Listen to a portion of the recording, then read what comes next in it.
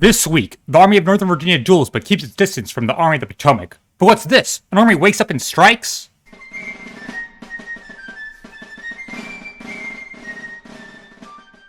Let's continue from last week, the Battle of Middleburg in Loudoun County, Virginia. Major General Jeb Stuart has gone from the offensive to the defensive as the cavalry of the Army of the Potomac continues its assaults. On the 18th, Brigadier General David Gregg skirmishes with advanced Virginian pickets. Major General Alfred Pleasanton, Gregg's superior, orders him to withdraw. Gregg won't. On the 19th, Gregg sends his cousin, Colonel John Gregg, don't you love Army nepotism, to take on the Confederate cavalry head-on. Brigadier General John Buford, the other Union cavalry commander of prominence, moves on the flank to take Pot House. Buford finds Stuart's 1st Brigade and after heavy fighting, pushes them back. Colonel Gregg is able to take the town of Middleburg once he removed the Confederate picket's presence. Union commanders realize that despite taking the town and an important area, the enemy before them is on high ground and well organized. Colonel Gregg will lead the assault, but only after regiments of Colonel Kilpatrick's brigade arrives. The day is hot at a scorching 98 degrees Fahrenheit, sapping the strength of both armies. So the charge is tired against well-entrenched positions uphill. It's going to be a tough battle. They need a miracle. They charge and under musketry fall back, but they're going to give up that easily. They charge and actually take the hill, forcing Stuart's horse artillery and presence to fall back, securing the area. The rebels rally and counterattack, but are uncoordinated and repulsed. Buford takes the time to order the 2nd and 6th U.S. Cavalry to further take positions in the area, and by night, the Army of Northern Virginia's cavalry has been pushed out of Middleburg and Millsville. Some say it's a draw, but it's a Union victory, but at a steep cost. On the 19th, the Union suffered 16 killed, 46 wounded, and 37 missing, for 99 total. And the Confederates only suffered 40 total. One of those wounded is Stuart's chief of staff, a Prussian, Major Heroes von Buch. Let's then turn to the west. The Confederates have tried to break the siege of Vicksburg, but this week they try to break the siege of Port Hudson, further south, dispatching a cavalry brigade to capture Brashear City and break the Union supply line. Sounds familiar to Milk and Bend operation, yes, but Brashear City actually is part of the Federals' line of supply and retreat. Colonel James P. Major is leading the Confederate brigade. Against him is the Union garrison under Lieutenant Colonel Albert Stickney. Major has been raiding on his approach, enslaving African Americans, burning supplies, capturing Union stragglers. They soon approach the Forge Crossing. There's no I got that right. On June 20th at 5 p.m., the Confederates drive back Union pickets before being repulsed by a few Union musket shots. The next day, there's an artillery duel and repulse of a Confederate charge. Union suffered 48 casualties, the Confederates 219. Yes. A nothing battle, but why even bring it up? Because the next day, the Confederate cavalry circumvents the Union garrison and capture Brashear City. With 1,300 soldiers, 11 heavy guns, 2,500 rifles, 2,000 African Americans, 300 supply wagons, and tents. This is important because last week there was a strong bombardment of Port Hudson and a repulse of a Union assault. This was preceded by a request for surrender.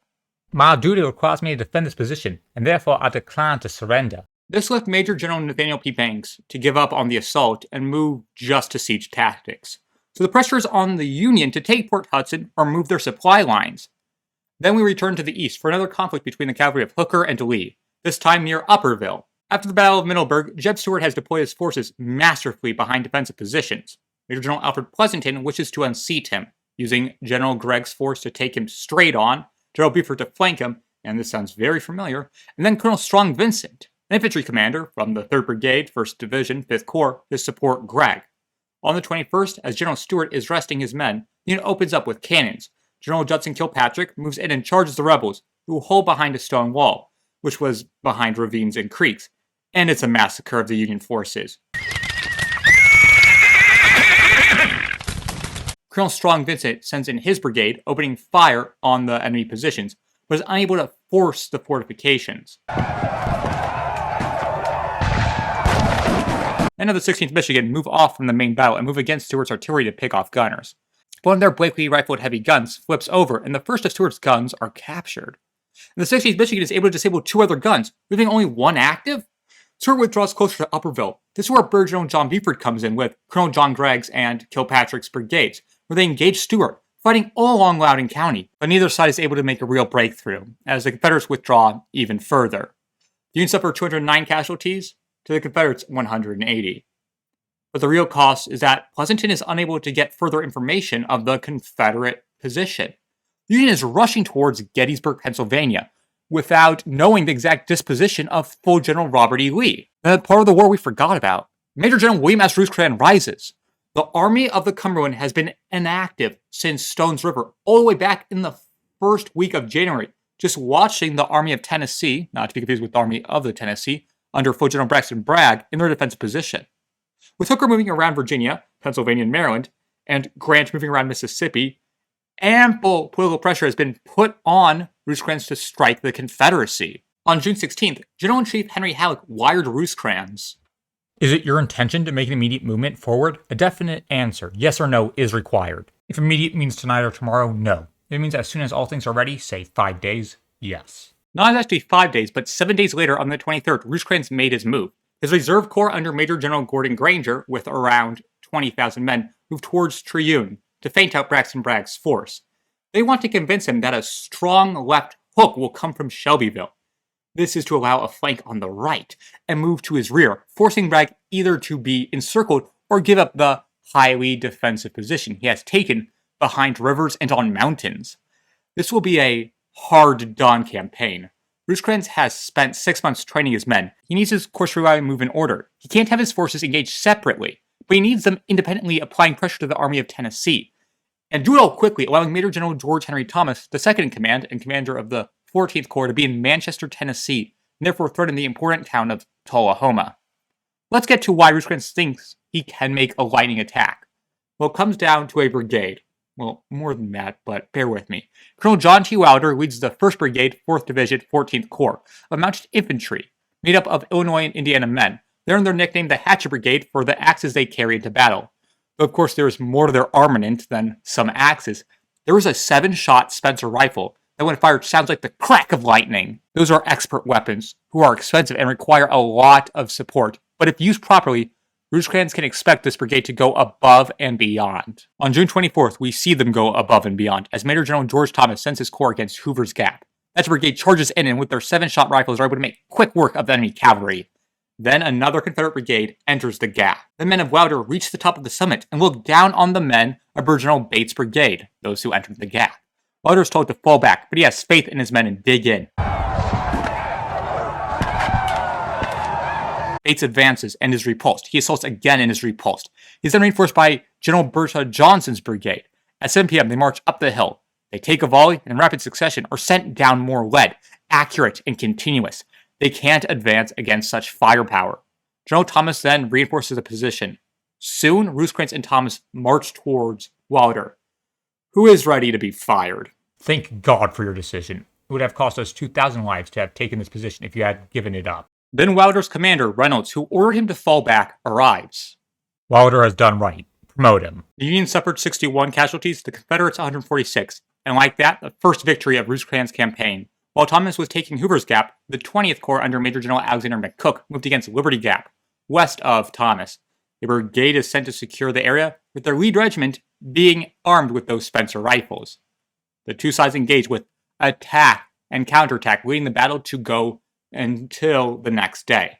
For General August Woolwich, using his Horn Brigade in an advanced tactic called advanced firing, where he takes regiment in 4 rows, will fire volley, advance, and reload, while under the protection of other lines, allowing for continuous fire.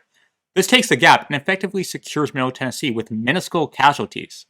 Confederates try to counterattack, but are forced back, and the Confederate cavalry being cut off from information do nothing. The Tullahoma campaign may not be for a big battle like with Hooker or Grant, but so far the Confederates are being pushed out of their positions. And those are good positions, without any major battles. Rosecrans is a mastermind like Halleck, a man who wants to win without fighting. On the 24th of this week, Lee crossed into Pennsylvania, having now reached a new state of the war. Or they steal, requisition at their own pleasure, taking shoes, clothing, wheat. And that's just the official stuff. They also demand money, food, and valuables. Last thing this week is a final movement to Vicksburg. A bang sounds. The battle as a massive crater is created where the Confederate line once was. 2,200 pounds of gunpowder exploded there. The men of the 17th Corps under Divisional Commander General Logan charges in, but are pinned down by heavy musket fire, and they're unable to keep up the momentum. Artillery shells fly into the crater with volleys cutting down Union infantry formations. Engineers run into the hole and create a casemate, allowing for the Union to withdraw. The crater is sold to being a terrible failure. Then there is Sickles. He is on the move. Hooker is trying to move against Lee, and Sickles is moving to reconnect with his corps. He has labored too long in New York, and now is riding towards his new home, the Army camp. That's where the week ends, and god dang it! Tolholm is doing great. Rosecrans is a genius. But does it matter? Oh, I almost forgot. There is a new state, West Virginia. Isn't that the week we had, where a state joining the Union is an afterthought? It's over. Everything is doomed.